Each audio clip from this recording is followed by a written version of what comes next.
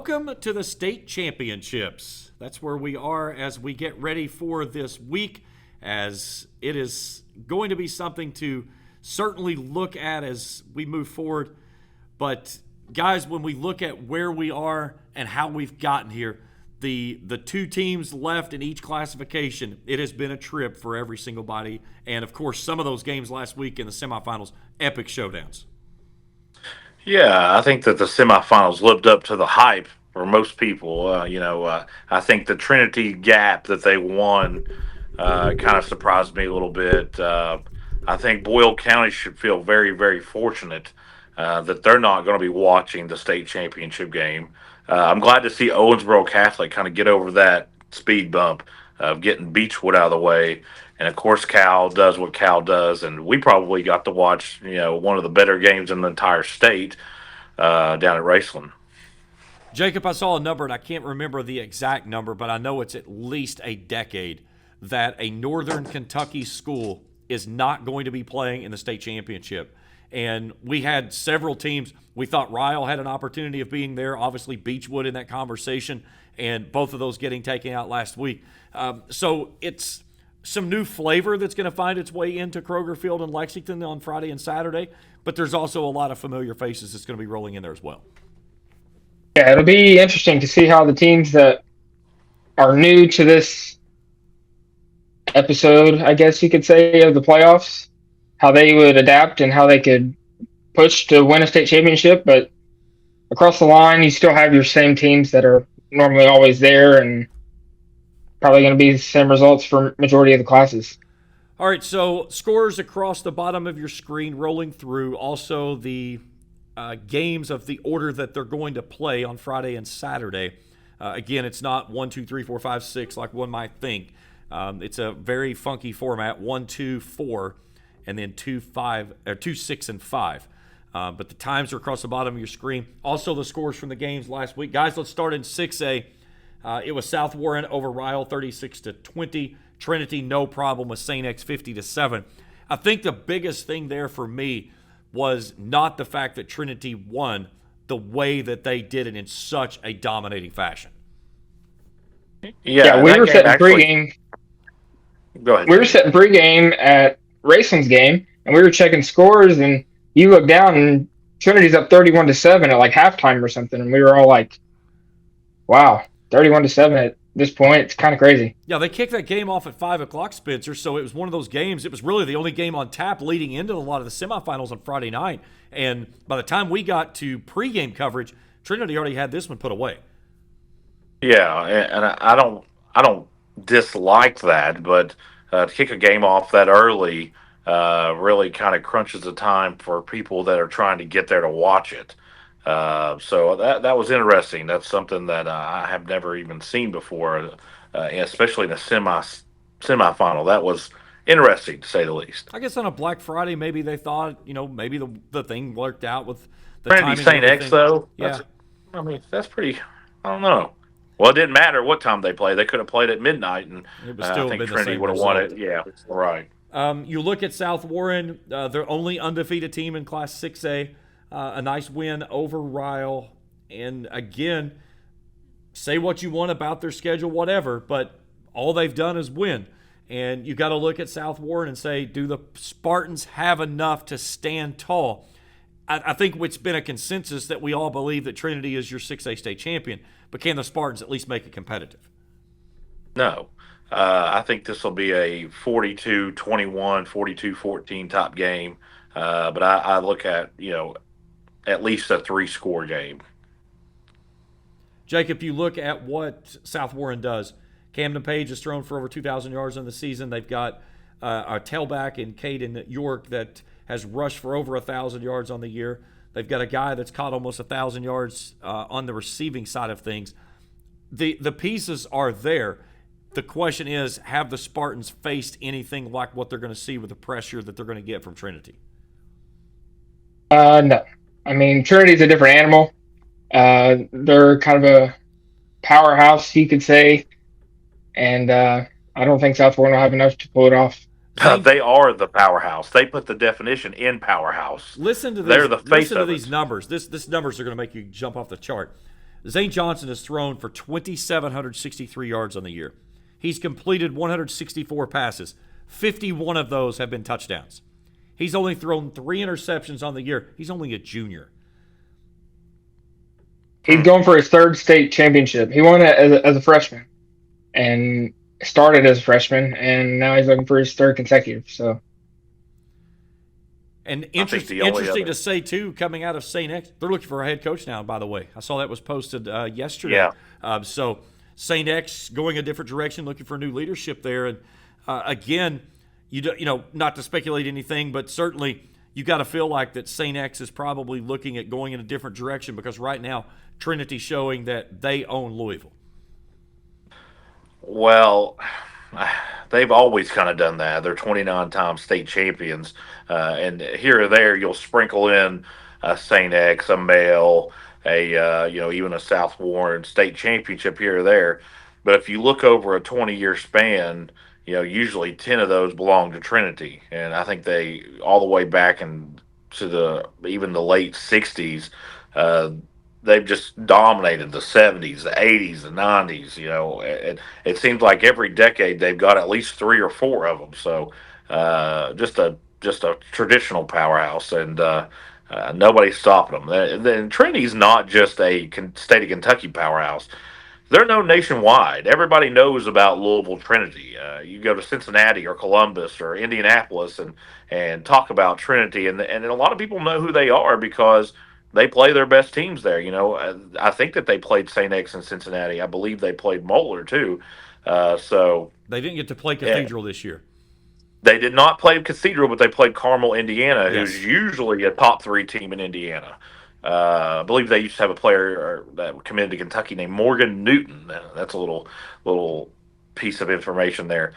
So Carmel, another powerhouse there in Indiana. But Trinity is a national power, and it almost seems like at this point their state championships are like district championships because they try to compete for national championships. All right, Class 5A, Owensboro over Woodford County, 49-6. This one was one that really caught me off guard. I've been really high on Woodford County all year long, and I don't know what transpired here or if they just totally ran into a buzzsaw. But Owensboro put this one away very quickly. It was a running clock at halftime. Yeah, Owensboro kind of just under the radar. They're just over there in 5A, and I've said this several times on this show is out of all the classes, it seems like the most unfamiliar is 5A. So with that being said, Owensboro looked really, really strong. Pulaski advanced. I believe they won 17-0. Yeah, over I believe Atherton. that was the score. So Atherton, yeah, right. That was a heck of a win for them too, to hold a team like Atherton scoreless. But I think you're going to see a 5A state championship that are totally opposite teams. Pulaski is a team that probably would like to pound the football. And Owensboro is a team that is so dynamic, they can do it any way that they need to win. I think that gives them the advantage. You look at Owensboro's 2 losses. They lost to St. X to start the season, 38-7. Got hammered by Cal, 35-0. They've rolled off 12 consecutive. Both teams, Owensboro and Pulaski County, both at 12-2. You look at Pulaski County on the season, and of course, they kind of hit their wall middle of the year, that 50-30 shootout loss to Johnson Central, and then got beat by South Warren 35-0. There's nothing to hang your head about a loss to Cal or St. X, especially looking back at it now. A loss to Cal is essentially like a loss to Trinity at this point. You could probably put both of those names in a hat and pull them out and get the same result. I think that both of those teams are very, very good. Owensboro just playing their best ball at the right time, but that did surprise me. I agree with you, James. That score was just so, you're like, man, what happened? And it kind of makes you think, was it weather related or anything? But at the same time, it was dry here, a little bit chilly, but and I think that's something to bring up with Campbellsville and KCD. I'm not saying Campbellsville's a better team, but are they 31-7 better? And I think that cues in on momentum is such a powerful thing. And obviously, Owensboro started the game with momentum and rode it all the way to the state championship. Jacob, you look at what Pulaski County wants to do. they're going to try to run the football, averaging over 200 a game. Their featured tailback of Case and Brock has rushed for nearly 1,700 on the season. Their quarterback, Zach Anderson, has thrown 13 touchdowns, 6 interceptions, almost 1,300 yards. But it's no secret they want to ground and pound. And the biggest way that you take away a prolific offense like what Owensboro possesses is you limit them the opportunities to touch the football. Yeah, so I think the time of possession is huge. If Pulaski can control the time of possession, I think they've got a good shot. But at the same time, on the other side of that, if the time of possession is short, that might mean Owensboro has scored every single possession in 2 or 3 plays. So you just never know. And yeah, you talk about the prolificness that Spencer brought up about Owensboro. DeMarcus Ganaway, their feature quarterback, 2,500 yards on the season, 35 touchdowns, 4 interceptions. He's got about, I'm trying to do some rough numbers in my head, about a 65% completion rating, which is pretty phenomenal. And hang on just a second, I've got to double check that because I'm doing numbers in my head and that doesn't look right. So let me calculate some stuff here real quick. Okay, I was off just a little bit. It's 70%. Either way, Evan Hampton rushed for over 2,000 yards this season. He's just south of 2,000, got 28 touchdowns. And then they've got a guy that has caught over 1,000 yards and 18 touchdowns in Kingston Dillard. I mean, that's all 3 levels that you're doing things with the passing attack. You've got a prolific receiver that they're able to get the ball to and a guy that has rushed for 28 touchdowns. And Spencer, it's like cut the head of the snake off. Did you really get the one that you needed to take off? Right, and I think you can only take off the one that's in front of you. And for Owensboro, I got to see some of those clips, and a lot of these scores were breakaway runs. They were not long pass plays or anything. I mean, they were just running the ball. And Owensboro has a lot of talent, especially on the outside. No knock on the offensive line. I'm sure they're terrific, but their running backs and the way that the quarterback commands that offense. It was extremely impressive, and I believe Owensboro has a win over Owensboro Catholic. Am I wrong there? Give me 1 second here. They do 34-21. Right. So they're playing the best ball right now, man. I would not bet against Owensboro, and I think the score with Johnson Central Pulaski really has thrown an anchor for me for Pulaski County. It's not because I don't think Johnson Central's great. It's because that game was, I believe, 31-0 at one time. Yeah, it was. So it was. So I hate to judge a team in a state championship by a game in the regular season, but you had number 1 team in 4A, number 1 team in 5A per the RPI at the time, and it's just hard for me to be able to pick a team that was down 31-0 at the half over a Owensboro team who we can all agree beat probably a top 3, top 2 team in Woodford County the way they did. And, I had Pulaski County high in my rankings on the AP poll up until those 2 games there in the middle of the season, and I think I dropped them down to like 5th and really never saw this run coming, but they have certainly tapped into something special. They're going to have to find all those taps to get through this Owensboro team. I think it's a coin flip game, man. It wouldn't surprise me either way. I do think that Owensboro would be your favorite going into it, though. Yeah, I would agree with that too. Okay, over to Class 4A. Franklin County, a 21-14 win over Paducah Tillman. Again, I think this was a coin flip game going in. And then on the other side, Boyle County Corbin. We'll talk about that one in just a second because all kinds of craziness had happened in that one. But Franklin County, Paducah Tillman, were you guys shocked that it was Franklin County not coming out instead of Tillman? Go ahead, Spencer. Not really. Franklin County has been good for the last 4 or 5 years, and they're always good, but I think they've kind of taken it to the next level here recently. Franklin County, and you'll hear me say this a lot, kind of just over there, and they're forgotten in 4A because you've got Fort Thomas Highlands, you've got Corbin, you've got Covington Catholic, Boyle County. They're just kind of forgotten a little bit.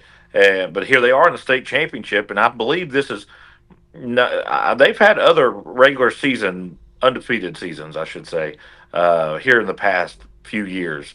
But this one is exceptional for them.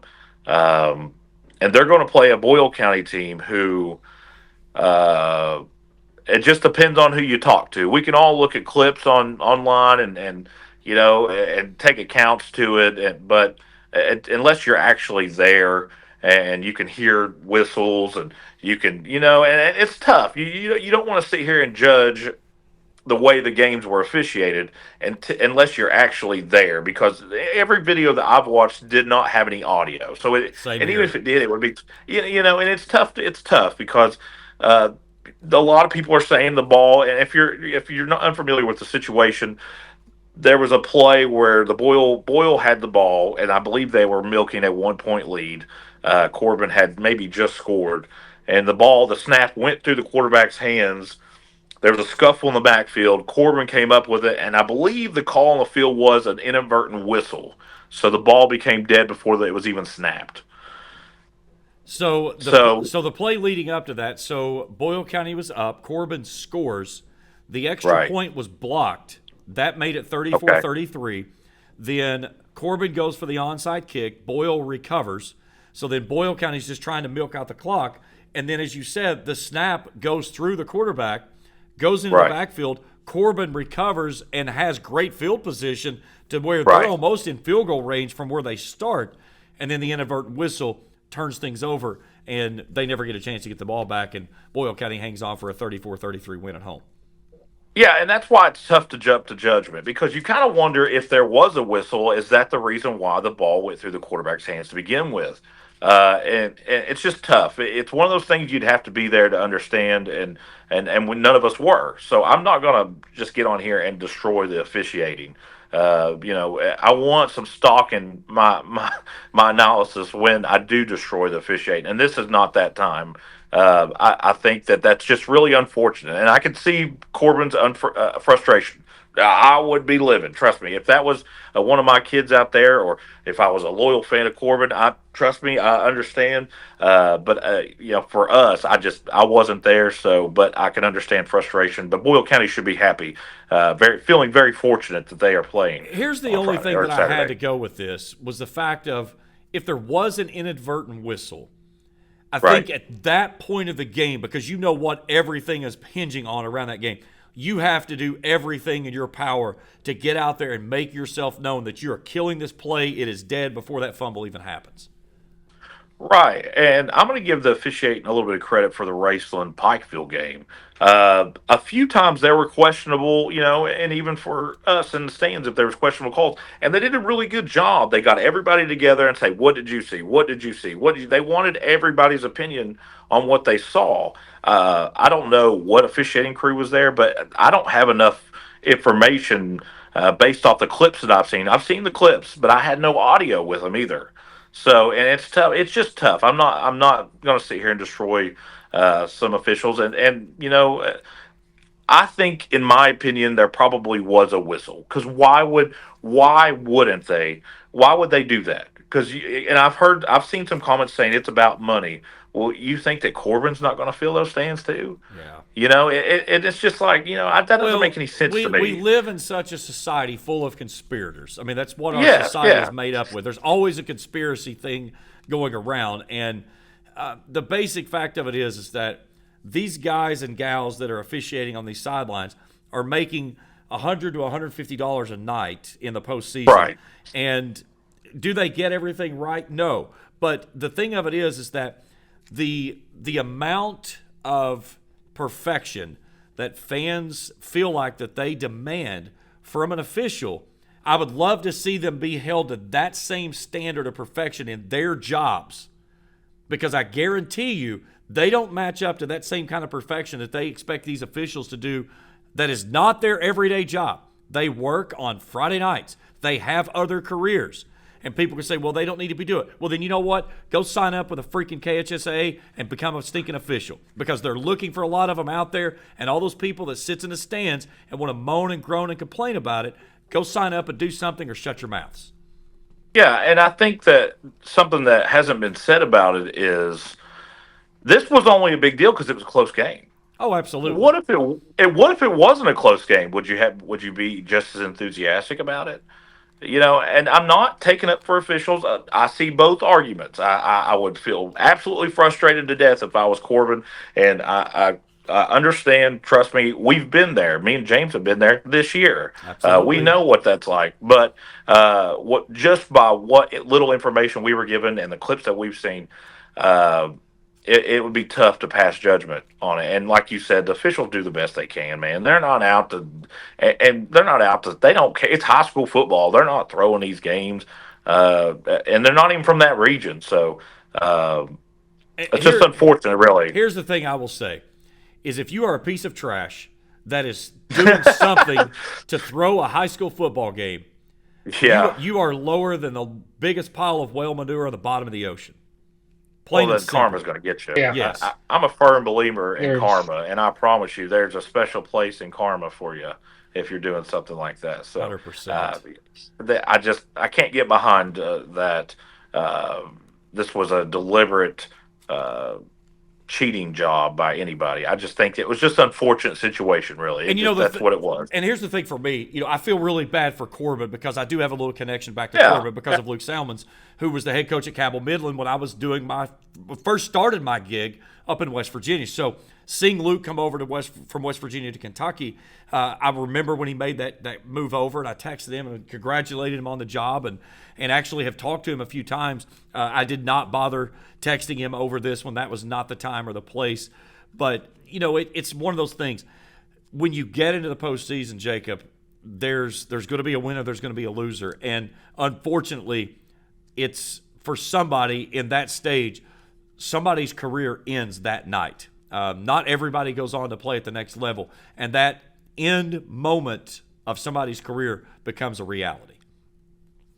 Yeah, and it's a tough feeling. I mean, I know I didn't play much baseball in high school, but the day we lost, it was heartbreaking for me because it's all I've known for the past probably 17 years since I was 3 years old. So it's heartbreaking. I know the feeling, and yeah, it's not very fun when you lose.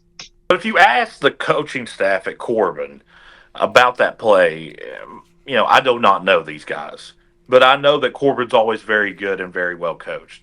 They would probably tell you there was other plays during the game that they did not make that put them in that position. Not tackling well. Just give an example. I'm not saying that was the case. Not tackling well, silly penalties somewhere else, maybe a turnover here or there. But and it was a big deal because the circumstances allowed it to be. Well, and the other side of that is a great point you bring up there. It's easy to look at what happened last. Look at the college football Yeah. playoffs. We can't remember things that happened in August and September because it happened August and September. We just look at the stuff that happened this past week or the week before that. Same thing in a football game. You don't remember that muffed punt or that missed tackle or this misassignment that happened in the first quarter. Right. You look at it when it's the game's on the line, 34-33, final seconds of the football game, and all of a sudden a big moment happens. And of course, that's an exclamation point. That's why everybody remembers it. Did you pick that up, Jacob? He was throwing shade at Notre Dame. Oh yeah, I knew as soon as he said college 100%, football. yeah. I don't throw shade at Notre Dame. I throw the whole freaking moon, sun, and the Yeah, solar that's system. what it was. That was what it was about. I get it. Freaking Hey, hate Notre Dame. Either way, off to 3A we go. Murray Lloyd Memorial, really good football game here. A great season by the Juggernauts, unfortunately suffering their first loss there, getting to play the semifinals on their home field. But again, if you know anything about high school football, Murray's not a name that's unfamiliar in the postseason. they are not. Oh, and I believe Murray scored late in that game to go up. So kind of like a comeback effort because I looked at the score. That I think was it a around game the that was third going quarter. back and forth. Yeah, and it was 20. Let's see, what did the final score in that game? 27-20.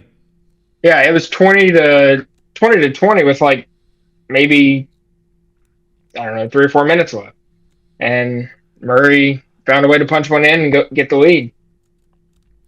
Now, the bad side, Spitzer, congratulations. You get to go play Cal. Yeah, what a reward. But it's still, though, we kid about that. Unfortunately, they do have to play Cal.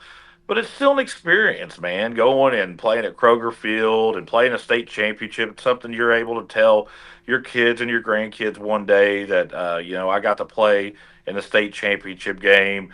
unfortunately, and we have said this. Me and James have done preseason football shows for quite a few years now. It was a bad year to have a good team at 3A. Oh, absolutely. Uh, It's been that way so for the it, last couple of years. yeah. So this year especially, actually, I'll go a step further. Other than Trinity in 6A, and I'm not sure they would beat them. Who would beat Cal? I I mean, don't. who? That's Who? that. I've said that many times. I think if I had to rank the teams, regardless of class, it'd be Trinity Cal 1-2. Yeah, and I think that would, if they played, it'd probably be a really good game. Unfortunately, and that's sad for the all the other 3A teams. But Murray gets to go play at Kroger Field. That's always a great experience. But I think Bell County found out last week what Cal's all about. And no offense to Bell County, they had a great year too, a fantastic year. But it's just a different level of football, man. That's just totally different. And I didn't understand it either until I got to watch, some film of Pikeville when we were scouting Pikeville early in the year because Cal opened up with Pikeville. Yes. So we got to scout a little bit of Pikeville, but you couldn't help but kind of just look over at Cal, and it's just easy. It was just easy for him, man. It was just scary, scary. Jacob, I talked with Chris McNamee, the head coach for Pikeville, last week when we were previewing the game for Raceland, and we talked about that game of Cal, and he said, it's tough to play a game like that right out of the gate. He said, but if you want to find out where your weaknesses are, he said they will exploit them all across the board. Yeah, you're not going to find very many. You're going to find a lot of your weaknesses, but not find very many of theirs. I mean, we were talking about Trinity's quarterback. Cal's quarterback has over 3,200 yards and more touchdown completions than he does incompletions total. So they like to sling it around, and I think it's good luck to Murray. I'll go a step further. I think this year's Cal team, since the reclassification to six classes, from three to down to one, is the best team they've ever seen. I really do think that. I think that would say you're Cal, probably, this year's Cal. Yeah. I mean, who would you put? Maybe a Beechwood, and I think that you could throw in Pikeville with Blake Birchfield, but I don't think that they're on this level. I think that this team is just unbelievable, and if I had to, it's almost like if you could play anybody else, it's just the worst case scenario. Boys, that's just and that was it's just tough. You bring up those years of Pikeville with Blake Birchfield, and it even maybe with the teams that went on to Brendan Anthony that year. There was talk that Pikeville was looking at moving up to 3A. And that was the conversation. It's like, man, you're going to have Cal and Pikeville playing for state championships. What an epic showdown that's going to be. Yeah, you just saw Cal beat Pikeville every year is what you would have saw. No offense to Pikeville, but they would not beat this year's Cal team, man. Oh, no. That team was great. Yeah. That Blake Birchfield Pikeville team, by far one of the best teams I've ever seen in Eastern Kentucky. I put them right there, I believe, with 2016 Belfry. That was really good. They only lost one game. That was a Knoxville Catholic, who ended up having, I think, Harrison Smith ended up being an alumni from there. But I put them right there. Johnson Central a couple years there. But this year's Cal team is just it's hard to explain to people who don't live, who just watch local football. It's just weird because you say, well, anybody can beat anybody. No, not really. You haven't seen Cal play then. I promise you. Murray ain't going to win. No, and again, congratulations to Murray. You've played a heck of a season. Yeah. But unfortunately, you've got a bus all standing there in front of you in the Centurions of Cal. Okay, over to 2A. LCA Belfry. What a game this turned out to be. A game that we expected to be a final possession that was going to decide this one. And LCA gets it done. What a run they've put together and a chance to go play for a state championship. They're going to match up against Owensboro Catholic, who outlasts Beechwood in a shootout, 41-40. Again, you look at four teams there in the semifinals that I think we could all give a case that all four of those teams had a legitimate shot of taking home the 2A state championship. Yeah, absolutely. I think that 2A is the most well-balanced class. I could make an argument that 2A might be better than 3A outside of Cal, especially when you look at Owensboro Catholic, Beechwood. But LCA getting that win over Belfry, I kind of thought I did pick LCA in our pick 'em, but I picked Belfry on the show. I was really torn between that game because I wasn't sure how Belfry's pass defense would be fend against LCA. They did a really good job. I had a chance to win the game there at the end. You look on the other side, Owensboro Catholic. They kind of did something what Raceland did on Friday night. They got past their bully, and I'm not saying it's a not really a bully, but a team that's had your number in the playoffs, man, a little bit. A team that's got you at Kroger Field a couple of times. So you kind of got them out of the way, and now you've got to go just take care of business in the state championship game. How far does the momentum take Owensboro Catholic? Do they have enough to beat a team who will probably not even ride the bus there? Their parents will probably drop them off, or they'll drive to Kroger Field. So, I mean, seriously, what is it? A Yeah. 2 mile drive from Yeah, Kroger Field it's to not Lexington too far Christian? away from it. And, it's odd, Jacob, to see a team like Beechwood that's not going to be in that championship game. Since 2021, every championship game they've played in, they've won. They were not there in 23, now not there in 25. But a team that perennially knows all about playing in state championship games. And unfortunately for Raceland, in their first trip ever to the state title game, they got a big taste of Beechwood back in 2017 and got slaughtered 41-0. Yeah, I mean Beechwood is a powerhouse. I mean, they've won a crap ton of state championships, and it's gonna be kind of weird not seeing the Big Paul like you said we saw last year, not see it after Raceland's state championship. So it's gonna be kind of weird, different view, but hopefully Owensboro Catholic can get over the hump and finally get one. You look at LCA's 2 losses this year. I'm sorry, 3 losses. All 3 of them in a row. They lost by 7 to Boyle County. They lost by 40 to Cal. And they lost by 1 to Franklin County. And you look at that, 2 of those 3 teams, actually all 3 of those teams, are playing for a state championship this week. Yeah, talk about playing the gauntlet. All something similar about all those teams except for one. 7 point loss, 7 point loss, and you lose by 40. Sorry, that's just Uh, mm. But That kind of wraps up our argument about Cal. yeah, so I kind of, I've kind of got a soft spot for Owensboro Catholic. I really don't care who wins, but they've almost turned into the Buffalo Bills, man. They've been there so many times, and everybody's kind of just rooting for them now. You got to get one eventually, and I think that they do this year. I think Owensboro Catholic Third will end up winning consecutive 2 season they've gone into the state championship game.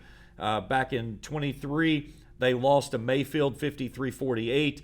Last year, they lose to Beechwood 50-34. So, is this the year that the Aces come away with Lost the to victory? Russell in the '05 state championship game. Okay, there you go. All right, so let's get into Class 1A, and again, that's the one that we cover a lot in our area simply because of Raceland and the team that is here. You've got Raceland and KCD, 2 teams that have really learned to know each other after only playing 1 time prior to the last 2 seasons. That was back in 1980. And then the last 2 years on Black Friday, Raceland has gone down to KCD, getting 2 victories there to go on to the state championship. I talked with head coach Matt Jones earlier this week, and we've got this standing joke with each other. He said, anytime that I hear from you, I know that it's been a good season. And he said, this year, a little different. I didn't hear from you on Thanksgiving. I'm hearing from you the day after Thanksgiving. He goes, it must have been a really good season. But you look at these 2 teams, both of them 12-1. Both of them, one of these 2 teams is going to come away with their first ever state championship. This one should be a really good showdown. Yeah, and KCD will come in with a chip on their shoulder. Raceland's had their number the last 2 times there in Louisville, to the tune of, they've played 8 quarters and KCD has scored 7 points total. So, and I don't think they scored last year, did they? I think No, it was a 14-0 14-0 final. 14-0. 14-0. So, Raceland should be very familiar with this offense. Now, they have thrown in some wrinkles.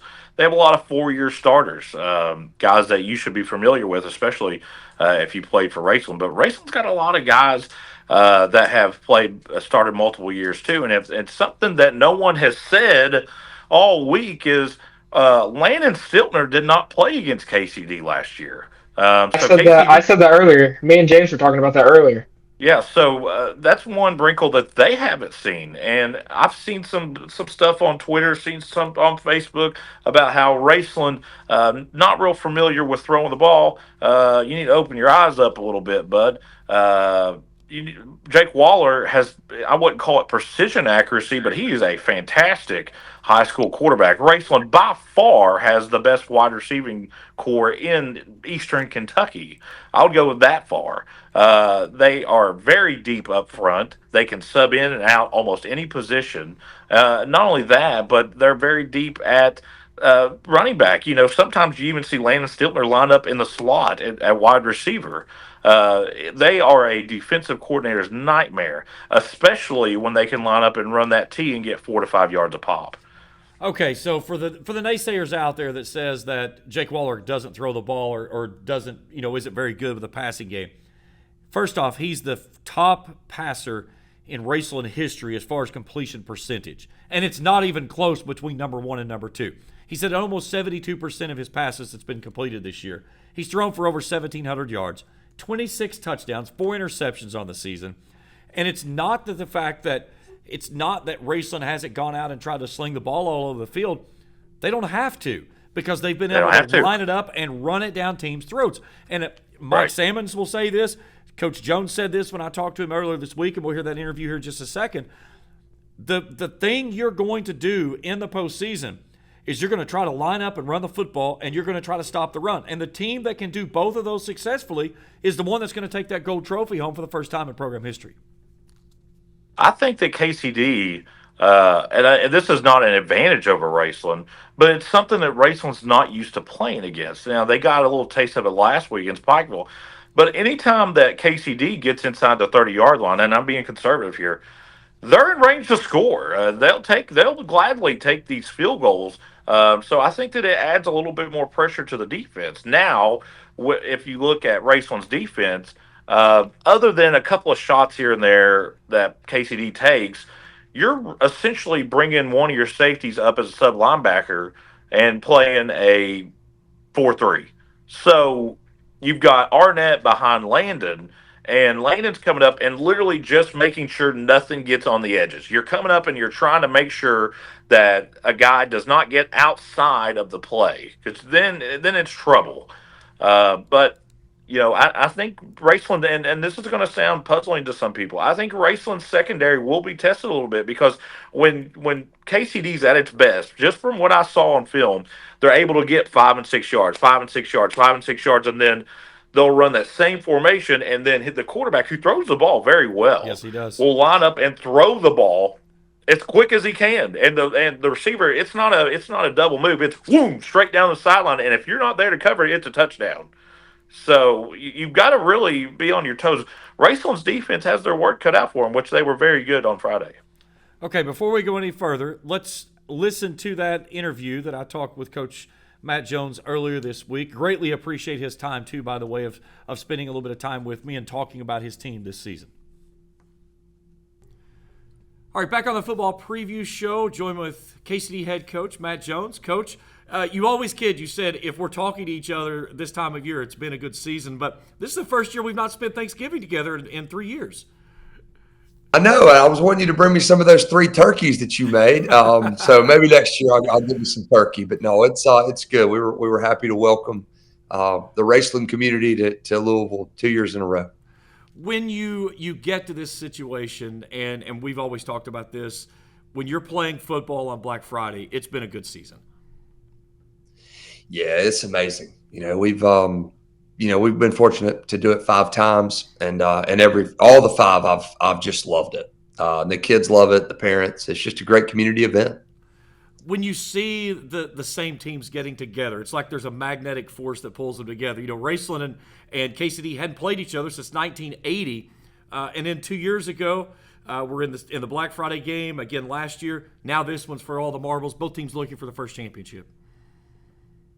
Yeah, at the top of 1A, everybody's pretty sure who's up there. And, when I first came to Kentucky in 2011, my goal was to be in that top group. and get our team and get our program into that top group where we're in the conversation every year. And if you're in the conversation every year, you're one of those top 4 teams, then you have a chance to win it. And Raceland's been there longer than we have, but they're kind of in the same boat as we are. And Pikeville and Campbellsville, everybody knows those teams are going to be up there. And now Sayre's jumped in that mix, and it's exciting. It's exciting to know who you're going to play kind of in advance and watch those teams throughout the season and see teams get better. And, I've enjoyed watching you and Coach Salmons on your show. And usually I'll send him a text and I say, watch your show again. That was usually like week 3, I started watching the show, and you guys do a great job at it. But it's cool to kind of know in advance, who the best programs are. And it's even better to be one of them. So what you're telling me is we've got to watch what we say on the show this week. We don't want to give any secrets away. Oh, I'll have a notepad. I'll be right there. My wife will be like, you going to watch those guys again? I'll be like, yes, ma'am. I'm watching, tuning in. When you look at, as you talk about the teams at the top of Class Single A, having your team name in that mix, how special is that for you as a head coach of knowing where the program was when you started and where you've got it to now? It's my life's work. It's what's important to me. The kids here, they do everything we ask them to do. They work so hard. And this is my 14th year at KCD. My son's in the 2nd grade, and we've loved every minute of it. And the community's embraced winning and doing the things that you have to do to win. And, I think each year, we learn a little more and we try to get a little better. And, the first couple of years it was Mayfield that we had to play. We thought, my Lord, we'll never be Mayfield. And then they went up, and then it was Beechwood that we had to play. And I thought, been there with that one. How are we going to overcome this? And then they went up, and now it's Raceland. And but it's always somebody who's number one, and the Bearcats are always striving and chasing and running and trying to get there. You guys have done a lot of things, much like what Raceland has. The improvements of the facilities over the years, and you guys have a top-notch program with everything that you have there at your facilities. But it's been baby steps. It's not just been something that you've shown up and all of a sudden it's happened at once. Oh no! It takes time and energy and effort, and one day at a time. And boy, there's frustrating days and times in there, but it's worth it. In the end, when you see the kids who've poured everything in and they win a game like last week, and you see all that, it's special and it's worth it. And like I say, it's taken time. You're right about that. And we're not at a school. We're at a highly academic, highly selective type of school. We're not a type of school where it's win at all costs. We're not a type of school where, we can just say, hey, let these 10 kids in and let them play football and sleep during class. We don't have that kind of school. So it takes time. And I'm pleased and thankful, grateful for all the help that we've gotten from our school, our administration, and days like today.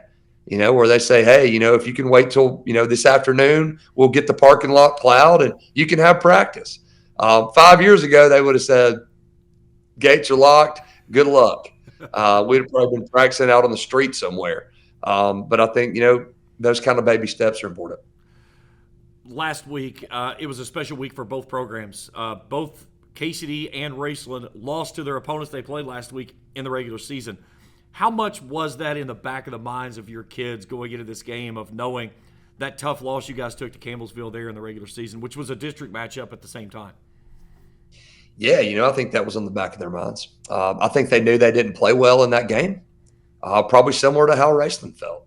That game was 27-0, and it was an absolute beatdown before that rain delay. And I don't know, I'm not sure what happened, but, our game, we didn't play well. And credit to Campbellsville, they did. And when you turn around and have to come to our place, and man, our kids were just through the roof, and they played every snap full speed, and kind of overwhelmed Campbellsville. And that is an incredibly talented Campbellsville football team and well coached. Yeah, and that's something you made a great point there. Overwhelmed, because the scores happened very, very rapidly in the first part of that football game. Yeah, they were just shocked. I was thinking of the first Iraq War, the shock and awe. It was just they just had no idea what hit them. And sometimes that happens when you get a home game and a great crowd and a great atmosphere and it's electric. And sometimes those things happen. And I think our challenge is, to try to carry that forward. I certainly felt like defensively we played as well as we could play, essentially. Offensively, we didn't. So we still haven't put a full game together, and Friday would be a good time for that. When you look at the opportunity Friday, the first time you guys have been back in the championship game since 2020. So this group of guys, they didn't get to experience that. Raceland on the other side, this group of seniors, they've known nothing else besides going to Kroger Field in Lexington. How much does that play into a fact of the way this game could play out Friday? Yeah, when we played in 2020, we played Paintsville. And those guys had been there in 2019, and they got beat badly, I think, by Pikeville. And I felt like our first time there in 2020 as coaches, as players, every way, I felt like we were kind of at a disadvantage against Paintsville because they had been there, they had lost, they had set their goal on winning the next year. And, and I felt like, we were maybe the moment was a little big for us then. I think we learned some things back then. We tried to keep a notebook of things that we learned. We've talked to some people, and it's unique. It's different. And, playing at noon is different. Bringing the kids in early is different. Playing at Kroger Field is different. The shortened warm-up is different. The hash marks are different. The goalposts are more narrow. There's just a lot of things that go into play in there that Raceland's going to be very comfortable with. And, we've got to do a great job of coaching and getting ready for those things. We'll talk about Raceland and what your thoughts are about them in just a second. I want to spotlight your team. Some of these names I know very well because I've seen them for 3 years consecutive. I've watched them as sophomores, now as juniors, and I get to see them in the senior. But it all starts with your senior tailback of Parker Rudolph. That young man is a phenomenal athlete. Yeah, Parker's had a great season. We knew he would. He works really, really, really hard, and he's our fullback. Our offense goes through him. He's strong. He's physical. He runs hard. He cares. He's diligent. Just a great kid and just a pleasure to coach him. And he's had a great career for us. Spot duty as a sophomore, and the last 2 years kind of been our feature guy. And then when you add in Tyler Wilson kind of as your wingback, that young man almost to 1,000 yards. You'll have two running backs over 1,000 this year by the time this game finishes up. What does he bring to the table that maybe Rudolph's a little bit different than he is? Yeah, Tyler, he had a great track season and in the spring. And when he ran that 11-200 meters at the Eastern Relays, that turned my head. And I thought, man, this guy, he's going to be different as a senior. Tyler, he's lightning in a bottle. My wife calls him sports mode. He's so fast and he's so elusive, and he's gotten stronger. He's gotten older. He's more mature. You probably have his numbers there from last year, but I bet he didn't have 300 yards rushing. And now he's going to be 1,000-yard rusher. And that's a huge difference and a huge difference in our offense. But he's special when he returns kicks and punts. And, he's the fastest player on the field in every game we play. Obviously, everything offensively starts with your quarterback, and Caden Long has done a phenomenal job for you guys again this year. Doesn't throw the ball often, but when he does, he's on time and on point.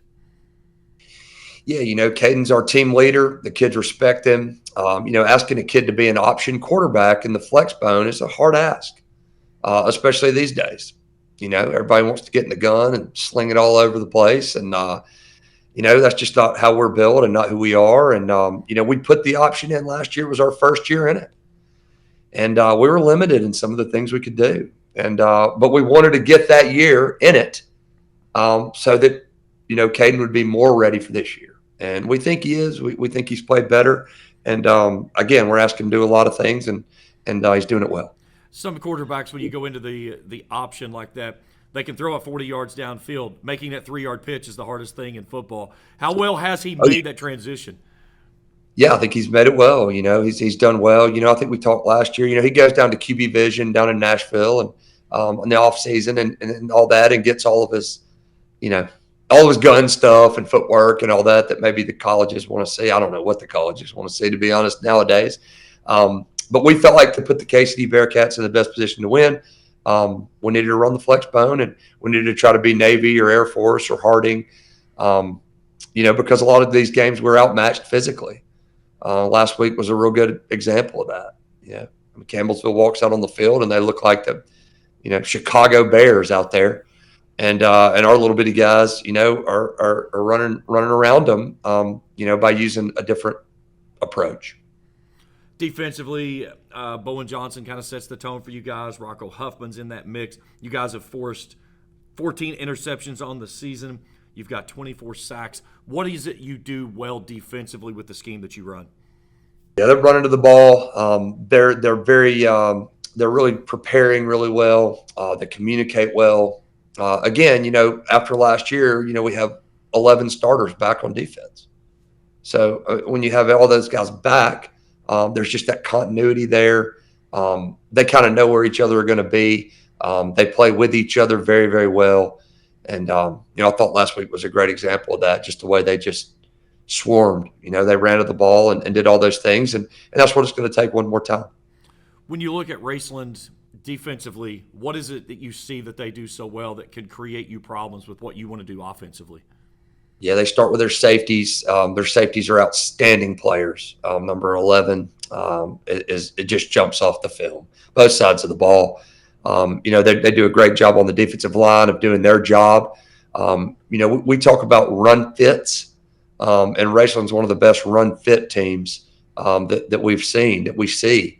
They remind me of those Beechwood teams and those other teams that we played that are elite at getting to the ball, fitting to the ball, and then they play unselfishly. So all those things factor in, and that's what makes good defense. When you see the way their linebackers hawk to the football, how does that play into effect for what they want to do to try to slow you guys down with the rushing attack? Yeah, those linebackers are right in that run fit. They're not going to go anywhere they're not supposed to go. They're not going to look at anything they're not supposed to look at, and they're going to be right where they're supposed to be every play. And, you don't see teams hitting big plays on them. And then they kind of wear you down and they hit you for losses. And if you get behind the chains, they got you. And that's a sign of any good defense. If they get behind the chains against our defense, they're going to have a hard time. And that's just kind of the way it is when you're playing outstanding state championship level defense, which both teams are. Offensively, when you look at what they do, they can be multiple. They can throw the ball. They've got prolific running backs that can hit you in many different ways. What do you see from them offensively that certainly raises an eyebrow? Yeah, you see the improvement from the quarterback. He looks like he's gotten bigger. He's more comfortable. He's a lot like Cade. Last year was Caden's first year starting, and last year was Jacob. That's his name. Yeah, Jacob Waller. Jacob's Waller, his first year starting. When you have a first year starting quarterback, there's some growing pains in there. And I don't think they put much on him last year. He's doing more this year. Obviously number 5 and number 2 jump off the film. But again, number 11's over there too. Number 8 is outstanding receiver. You can't take your eyes off him as far as in the game. So they have weapons. And they do a great job, like you said, being multiple. In a game of this magnitude where there's so many things that line up, how much do you look at the potential of the special teams creating something that changes the outcome of this football game? Yeah, I think special teams are huge. I think we have won special teams in every game we've played this year. Our kicker, Philip Pope, is outstanding. He touches the ball back. He can kick a field goal from 50 yards, especially on turf if it's not too windy. Our coverage teams have been the best they've been in my 14 years. Philip also punts for us. So I think special teams are really, really important in this game. And I think both teams have to be ready to play special teams at a high level. Coach, when you look at this game and you put everything together, what's the one thing that goes at the top of the marker board for this game on Friday that you feel like if your team achieves this one goal, you're going to bring home that gold trophy? Well, every week we measure running the ball and stopping the run. And we start that in week 1. How many yards did we have? And how many yards did our opponent have rushing football? And I think we got to be able to run the ball effectively. We got to be able to stop the run effectively. And then, of course, in a game like this, field position and turnovers always play in. And, as a coach, you always say, well, we're not going to have any turnovers. Well, there's a lot that goes into that. You got to make good decisions when you're passing the ball. You got to hold it tight when you're in a crowd. Um, so I think the turnovers, running the ball, stopping the run, and that's the way it always is in big games. Nothing's changed in a big game. Coach, always a pleasure. Great talking with you. Looking forward to seeing you down at Kroger Friday, and best of luck as you go through. Great, James. Hey, thanks for all you guys do for high school football in Kentucky, and I look forward to seeing you on Friday. Sounds great. All right, guys, so Coach breaks things down there, and again, these two teams, they have a lot of mutual respect. Coach Jones and Coach Salmons has been together. They kind of urged each other to do well through the season. And again, they keep running into each other here deep in the postseasons. But two program-rich traditions that are from different cuts of cloth, but the program means a lot to those people that are connected to their programs. Right. And I think a key that also Raceland needs to account for, a guy that took over the game last year, really, really, and probably was, you put him on the Mount Rushmore at his position in the last 20 years. Lyndon Salmons really took over the game down in Louisville last year, and it prevented KCD from doing a lot of what they wanted to do.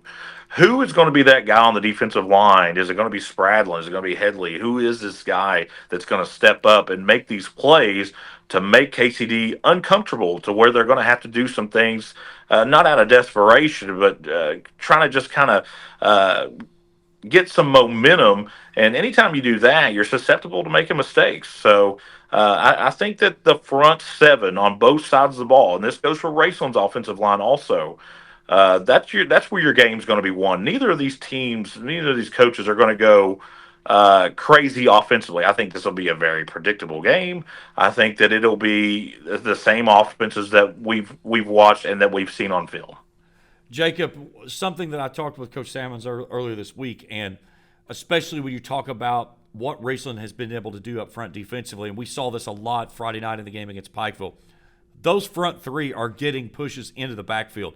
And when you allow three to get pushes into the backfield to where the pocket collapses, it really forces that quarterback to get out of their comfort zone.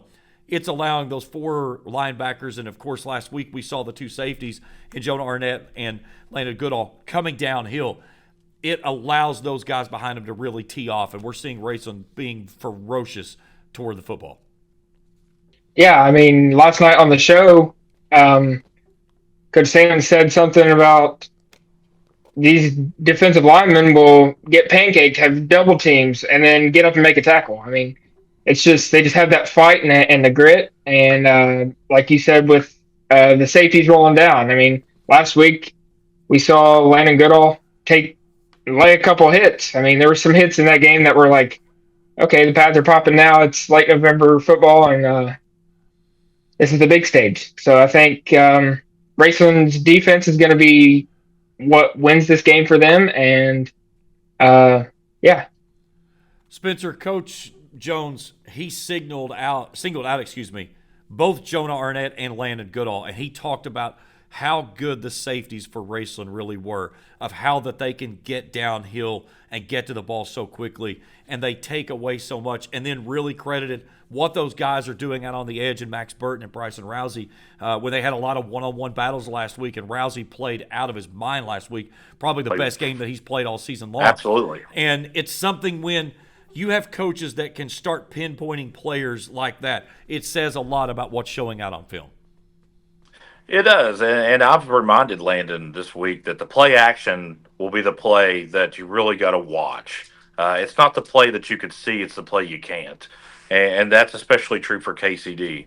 But I've been pretty quiet at the house here this week because I don't need to motivate anybody. If you can't get up and play your best for a state championship game, you probably shouldn't be there anyways.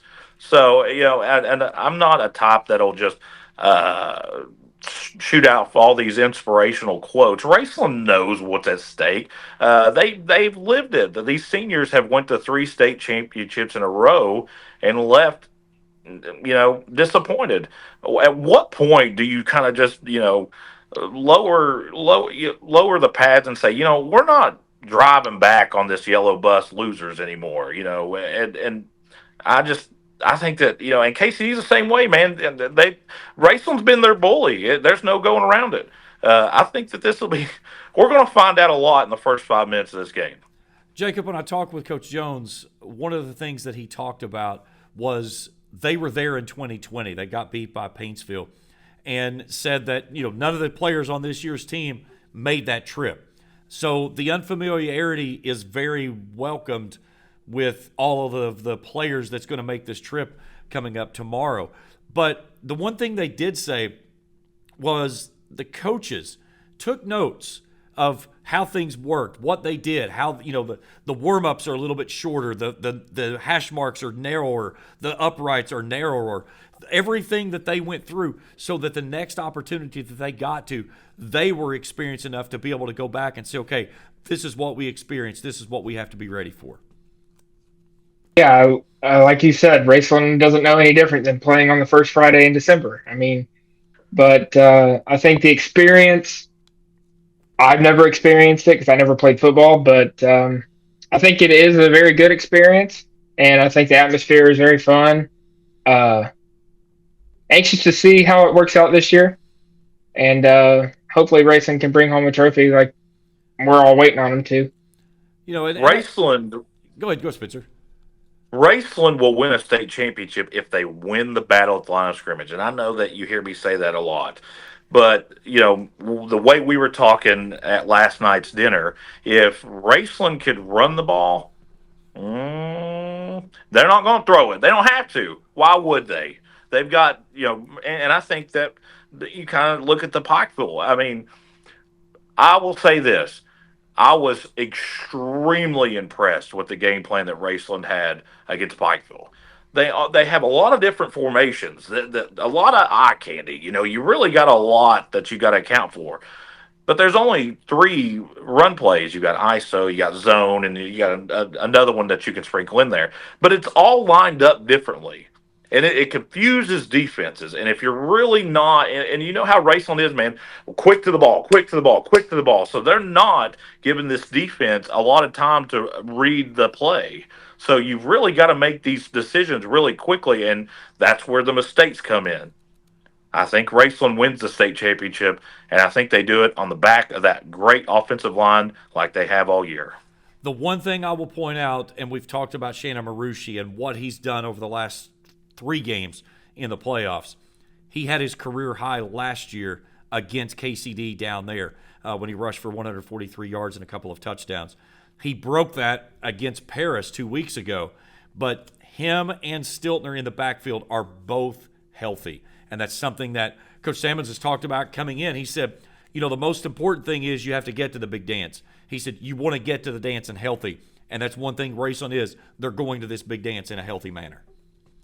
For the first time. For the first time in a while, anyways. I know that Landon played with a torn leg from last year. Stiltner was not healthy, and he still, in the state championship, both guys showed a lot of promise. And I think the way that Stiltner's been running all year long, and Marucci, and I'm gonna brag on a kid here for a minute. The way that Waller ran on Friday night, I mean, really, you talk about throwing a guy in fits. Pikeville's defensive coordinator was like, where in the world did this come from? Yeah, because Raceland had not run those plays this year. No. Usually if he was running, it was because a play broke down, his timing was off, and he took off.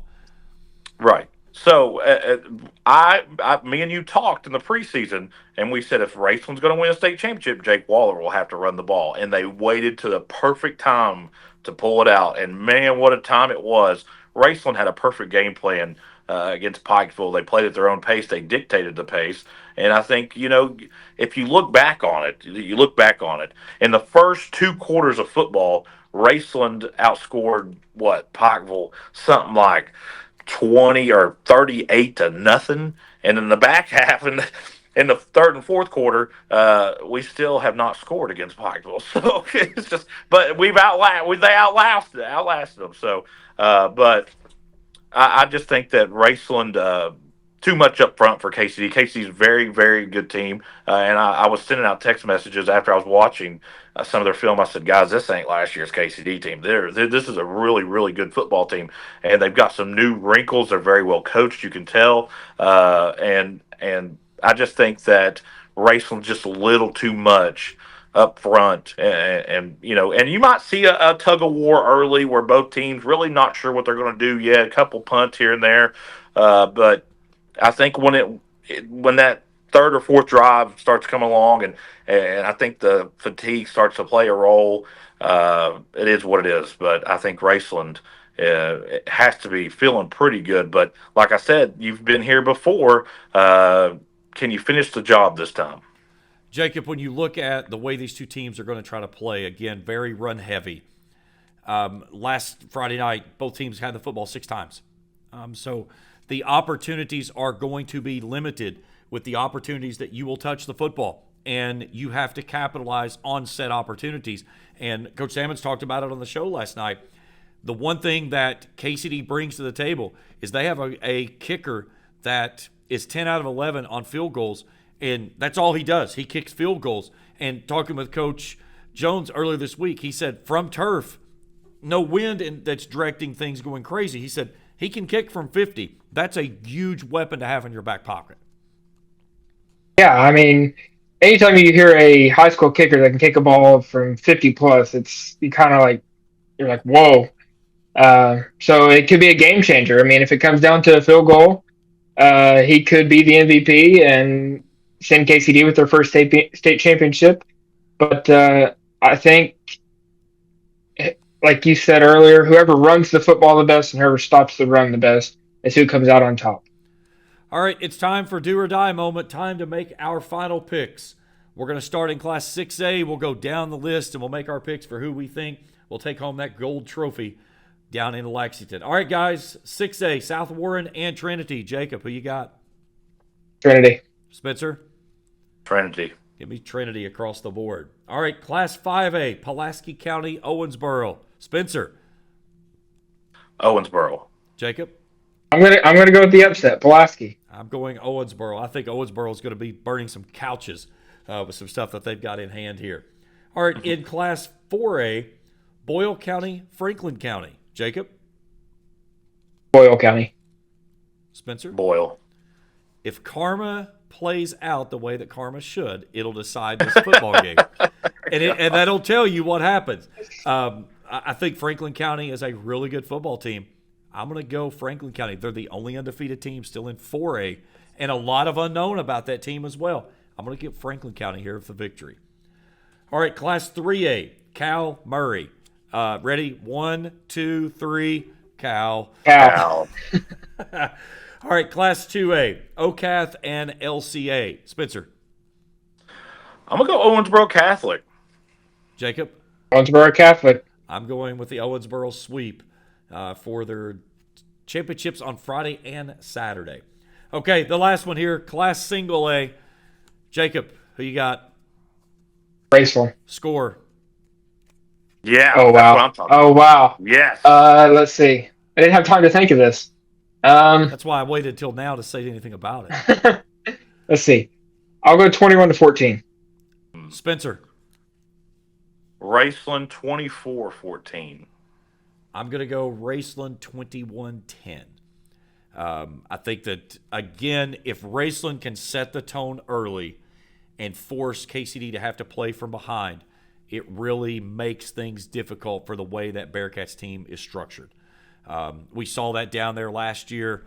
That again, it was only 7-0, but you could really tell how Raceland dictated the potential of what KC wanted to do. But I think a big score early, like what Raceland did against Pikeville here on Friday night, would be key in that game. Raceland gets the championship in season number 100. Yeah, but you can't just put the car in cruise control like you did against Pikeville. You get a 17-3 lead. I'm not saying that they didn't try to score, but the effort changed a little bit. You're going to have to play a full game if you're going to win a state championship. You can't allow these teams just to keep putting their foot in the door and not be able to slam it. Finish the game. Well, I'm gonna argue with that fact because I don't know that it wasn't that they didn't finish the game. I think a lot of that is Pikeville. They are probably one of the best teams that can go in at a break and make adjustments on the fly and get the best out of the other side of it. And we've seen it twice against Raceland.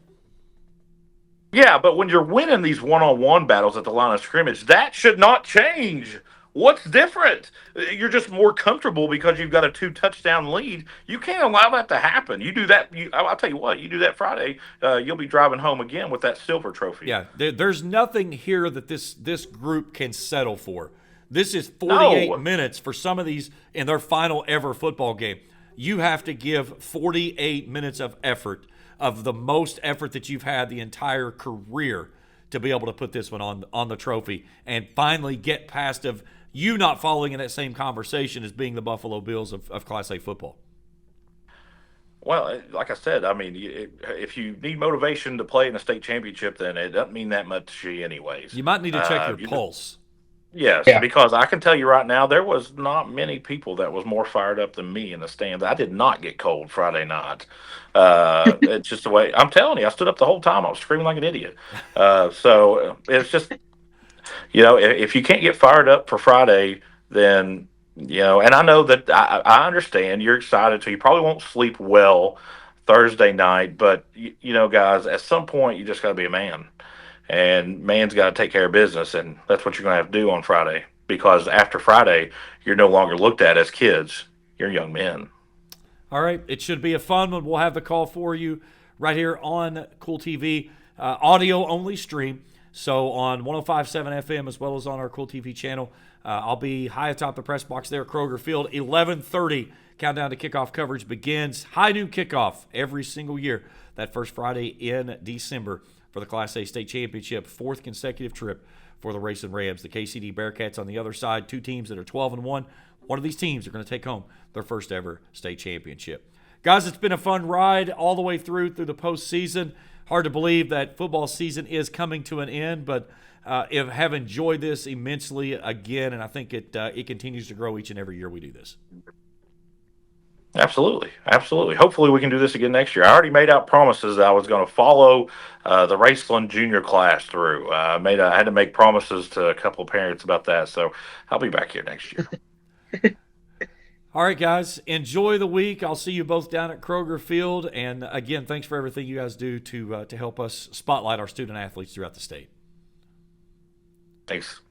All right, Thanks. Once again, for Jakob Hankins and Spencer Hutchinson, I'm James Collier. Thanks for tuning in here on the Kentucky High School Football Playoff Show, State Championship, Friday and Saturday down at Kroger Field. We hope that all the teams enjoy their time, and best of luck to every single team that's in the event. So for the gang, I'm James Collier saying so long, and thanks for tuning in here on Cool TV.